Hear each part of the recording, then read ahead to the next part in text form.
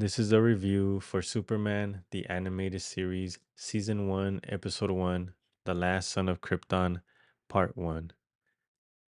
So the episode starts off with everybody in Krypton, and it seems like it's a prosperous planet. We get to see Jor-El, who's a respected scientist conducting research in separate parts of the planet, and sometimes he encounters dangerous creatures or other things that get in the way of his research. As he's heading back to the research station, Brainiac, the central computer, is asking for the data that Jor-El collected. I think Brainiac, we can compare him to what AI is to us now, but I think Brainiac is just in another level. Maybe in a couple years, our AI will be something like what Brainiac was to Krypton. Eventually, Jor-El gives him the information that he wants, but what's more important for him is his wife and his son. Later on, when Jor-El analyzes the data, he discovers something. He discovers that Krypton's core is undergoing a chain reaction that will cause the planet to be destroyed. He attempts to warn the Kryptonian Science Council, but they don't believe him. They think he's crazy. Even his father-in-law, who is part of that council, doesn't believe him. And he tries to warn Jor-El, telling him that if he keeps saying that or he keeps telling them about that he's gonna lose all credibility. So that council, they trust more on what Brainiac says. And what Brainiac says is that nothing is wrong with the planet. So they go along with that and they don't believe anything that Jor-El is saying. Even with the council not believing what Jor-El is saying, he still proposes an idea. They evacuate everyone into the Phantom Zone. The Phantom Zone is a place where they would send all the criminals. It's like a prison. But again, they think that he's crazy because why would anyone want to go in there? Be next to or with all the criminals that were put in there.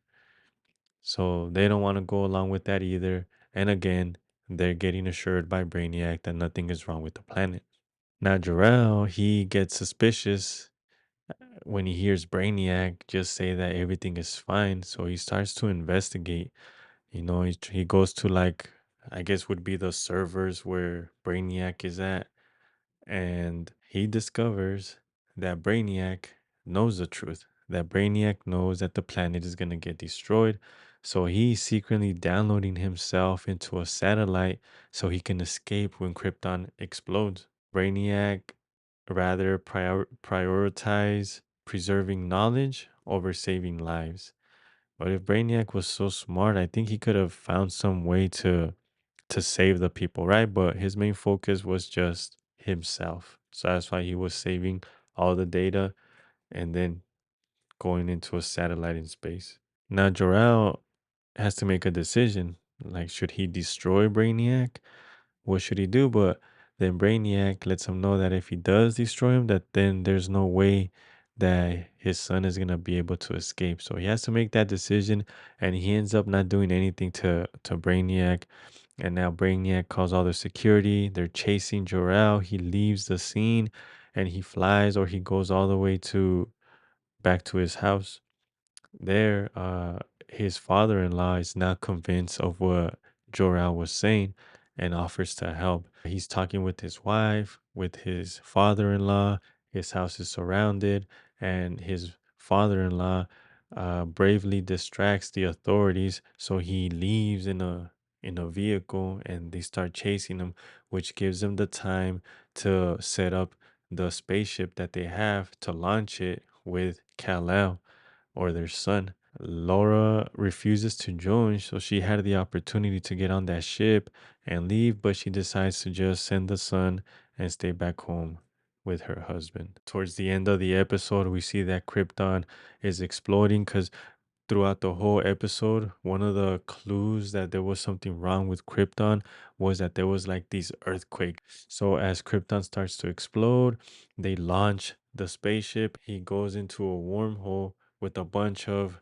kryptonite fragments along there on his way to Earth. Also, as the planet is exploding, Brainiac satellite successfully launches into space, and this is the ending of part one of episode one. So there's three parts, three different episodes.